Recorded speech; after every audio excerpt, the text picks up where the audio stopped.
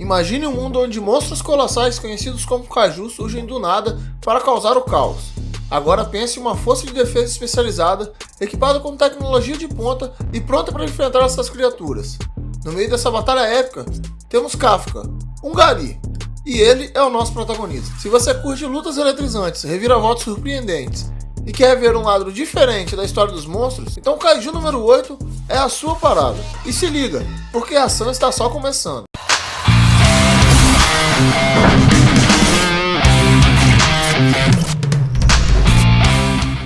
Fala galera, eu sou o Nerdbo e essa aqui é a minha análise dos 2 primeiros episódios de Kaiju número 8. E o anime começa assim: a cidade está sempre à beira do caos, com Kaijus ameaçando a paz. E quando um deles aparece, a força de defesa entra em ação. Helicópteros, comboios e muita munição são lançadas contra um lagarto colossal. Mas a verdadeira estrela é a terceira divisão.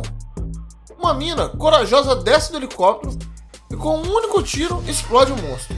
A equipe de limpeza então entra em ação depois da batalha. Eles são os verdadeiros heróis lidando com as consequências da luta, arrancando pedaços de monstros com motosserras, erguendo corações ácidos com pedaços de pano. É um trabalho sujo, mas alguém tem que fazer. E o protagonista, Kafka, está lá, profissional e determinado. Mas Kafka tem que lidar com uma certa inveja que bate quando ele vê a líder da Divisão 3 na TV. Ela já derrotou centenas de Kaijus e Kafka foi amigo de infância dessa mina e tinha combinado com ela, no passado, que derrotariam um Kaiju juntos. Agora, enquanto ele assiste TV, a mina está ganhando milhões. Mas Kafka sabe que limpar é importante também. Um trabalho sujo, mas, como eu já disse, alguém tem que fazê-lo. Durante uma dessas limpezas, Kafka ia apresentar um novato, Ichikawa, que também tem o sonho de entrar para o esquadrão de defesa. Depois de um dia limpando intestinos de monstro, o que aparentemente é extremamente desagradável, surge um singelo respeito entre os dois. E a nossa trama vai se desenrolando entre a interação de Kafka e Ichikawa. Retornando ao local onde estavam os restos do Kaiju, um outro Kaiju ataca e Kafka,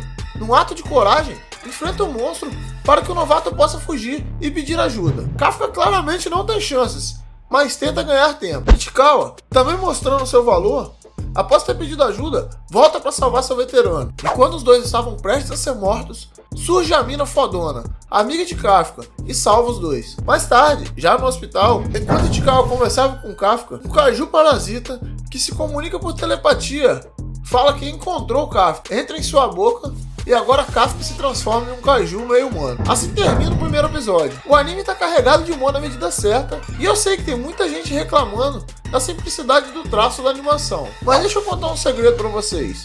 Às vezes, menos é mais, quando se trata de design de personagem. A galera da Production ID fez uma escolha estilosa ao simplificar as coisas.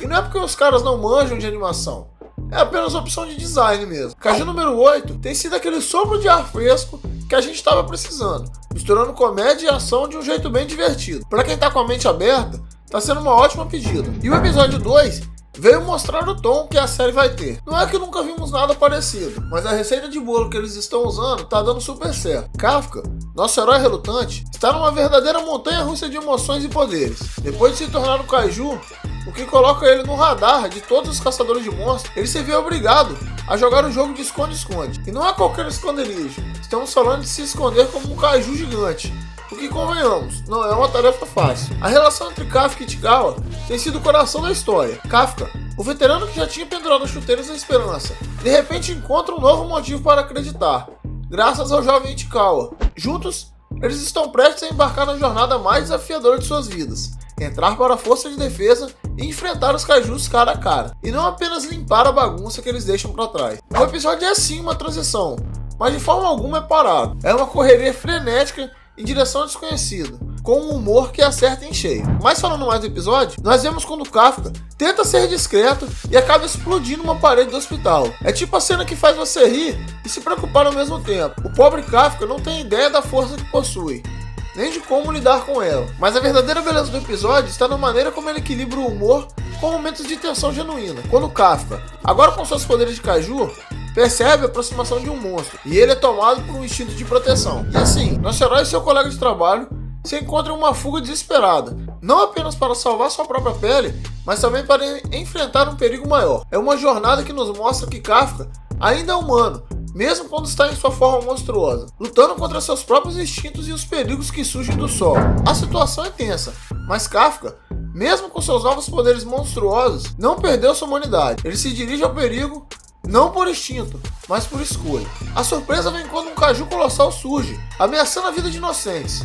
Kafka, recém-saído do hospital, em uma cena que nos faz lembrar de heróis de cinema, com um soco muito foda, que deve ter custado o orçamento do episódio inteiro, ele explode o caju e salva uma família que estava em perigo. E então, em um momento de sensibilidade, a menina que foi salva relata para os caçadores que, apesar da sua aparência assustadora, Kafka é um caju diferente, um caju bonzinho. Mas essa revelação não é o suficiente para mudar a percepção da força de defesa, que ainda o vê como uma ameaça. Kafka é o primeiro caju a escapar desse esquadrão de elite, o feito que o coloca em uma posição ainda mais complicada. Enquanto isso, o humor não decepciona, trazendo leveza e tensão com cenas que Kafka tenta controlar sua aparência interagindo com Ichikawa. A química entre eles é muito boa, e a narrativa flui entre o drama e a comédia com facilidade. O episódio termina com a promessa de mais desafios pela frente, com a introdução de Shinome Kikoro, uma personagem loira e arrogante que mostra que está mais que preparada para enfrentar os cajus. Kafka e os outros aspirantes à força de defesa terão que provar seu valor em uma competição que promete ser emocionante. A sequência de animação que vimos nesse episódio estão muito bem feitas e empolgantes sim, em vários momentos. Mesmo que alguns possam chamar de simplificada, a fluidez e a beleza dos quadros, especialmente naquele soco monumental, são de tirar o fôlego. A silhueta de Kafka, agora como caju, coberta de sangue, é uma contradição visual poderosa. Ele é ao mesmo tempo o monstro e o herói, o perigo e o protetor. Lógico, perguntas ainda ficam no ar. O que é esse parasita? O que ele queria?